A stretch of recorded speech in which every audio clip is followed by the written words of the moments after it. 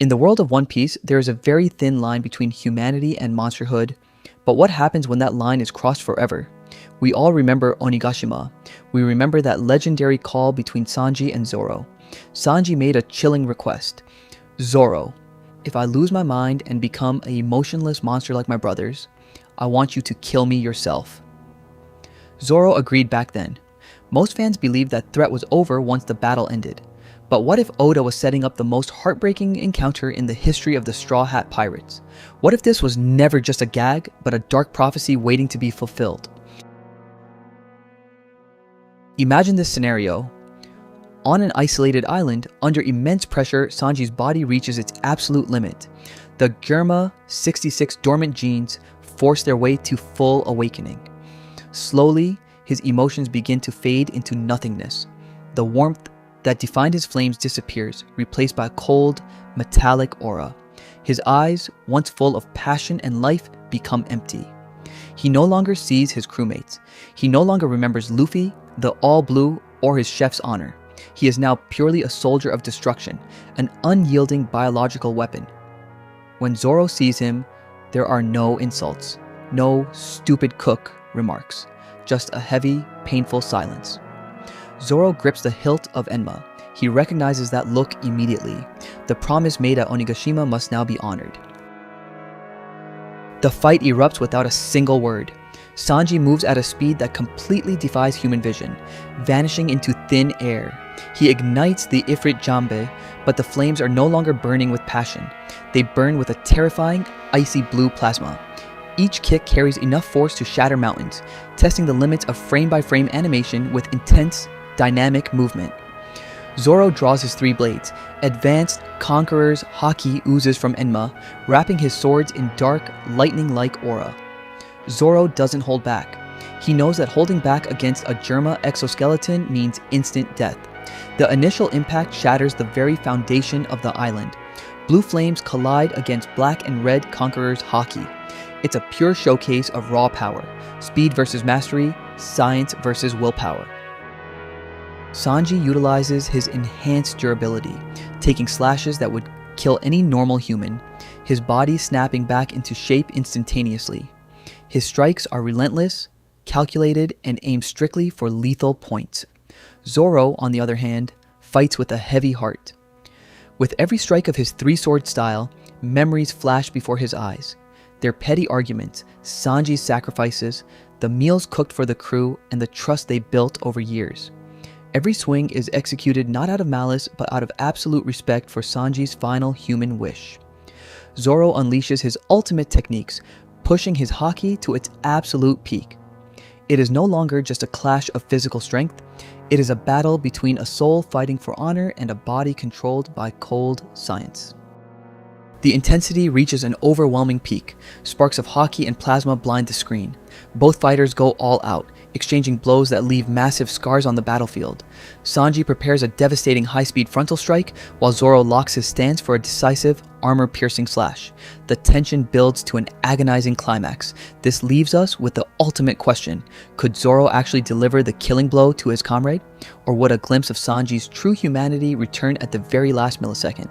What if the only way to break the Germa curse is a blow so severe it shatters Sanji's exoskeleton, bringing him back to his senses at an immeasurable cost? This duel is far more than just steel against flesh. It is a clash of opposing philosophies. On one side, we have the pinnacle of human willpower, Advanced Conqueror's haki. Zoro embodies the relentless pursuit of strength forged through blood, sweat, and absolute discipline. Every scar on his body tells a story of survival and honor. On the other side stand the ultimate creation of scientific perfection, the Germa 66 exoskeleton. Sanji's body has transformed into a living fortress, capable of enduring strikes that would pulverize ordinary men. His speed generates kinetic energy so intense it turns his flames into a searing, icy blue plasma. As Zoro swings Enma, the blade hungrily drains his haki, creating massive shocks of black lightning that tear through the air. But Sanji does not dodge. Without emotion, his machine-like instincts calculate the optimal counterattack. He absorbs a direct impact, his bones cracking and reforming instantly, only to launch a devastating barrage of kicks aimed directly at Zoro's vital points. What makes this fight so terrifying is the tragic contrast in their eyes. Zoro looks into Sanji's eyes, searching for even a single spark of the hot-headed cook he argued with every single day. He searches for the man who refused to let anyone starve, the man who put his life on the line for his crewmates without hesitation. But there is nothing left, only a cold, dead gaze reflecting the mechanical programming of Judge Vinsmoke. Every time Zoro blocks a strike, the weight of their journey presses down on him. He remembers the promise made back in Onigashima. He remembers how Sanji placed his fate entirely in Zoro's hands, trusting him to make the hardest decision if the worst were to happen.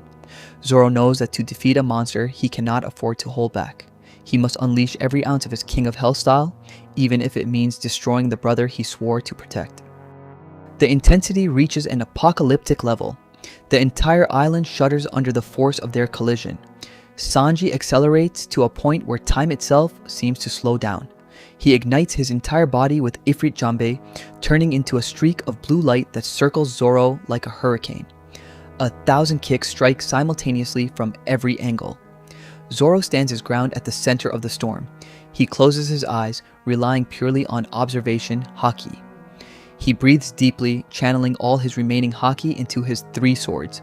The aura of the King of Hell flares up, engulfing the battlefield in pitch-black electricity. With a single, mighty roar, Zoro executes a massive, world-splitting slash. The sword wave meets the incoming tidal wave of blue fire in an explosion that blinds the entire horizon. As the smoke slowly clears, the absolute destruction of the landscape is revealed. Cracks run deep through the earth and the air burns with the remaining embers of plasma and haki. Both warriors stand battered and exhausted. Sanji's exoskeleton is heavily damaged, dark sparks flying from his shattered armor. For the very first time since the fight began, a tiny flicker of consciousness seems to return to his eyes. He looks at Zoro, bleeding and gasping for air. Zoro raises his sword one last time, his arms trembling from exhaustion. The ultimate dilemma hangs in the air. Does Zoro finish the job and fulfill the oath to end the monster? Or has this devastating battle broken the mechanical curse, restoring Sanji's humanity at the brink of death? The consequences of this battle ripple far beyond just the two of them. Imagine the reaction of the Straw Hat Pirates if they walked onto this battlefield. Luffy, who built his entire dream on absolute freedom and the unconditional trust of his Nakama, would be forced to face the harsh reality of captaincy. How would Luffy react seeing his wings broken? Could he accept Zoro's cold logic, or would it tear the core of the crew apart? This clash highlights the fundamental difference between the Straw Hat Pirates and every other crew in the Grand Line. They aren't just bound by friendship, they are bound by oaths, burdens, and promises that carry the weight of life and death. Sanji's willingness to sacrifice his own life to prevent becoming a monster, combined with Zoro's willingness to carry the guilt of killing his comrade, shows a level of tragic devotion that few anime stories ever dare to explore. In the end, Judge Vinsmoke's curse was meant to turn his sons into heartless war machines, but Judge failed to realize one crucial thing: humanity cannot be erased so easily when it is forged through true bonds. Whether Sanji survives this fatal clash or falls by the blade of his greatest rival, one truth remains absolute. He died as a human, as a straw hat, and as a man who chose his own fate over science. Now, the final question goes to you, the fans. If Oda ever introduced this storyline in the manga, how do you think it should officially end? Would you want a tragic conclusion or a miraculous save? Let me know your thoughts in the comments below. If you appreciate the hard work behind this frame-by-frame animation, please drop a like, share the video with your friends, and subscribe to the channel for more epic One Piece theories and original animations. Thank you for watching, and I'll see you in the next video. And now, let's watch the final result together. Hope you enjoy the video.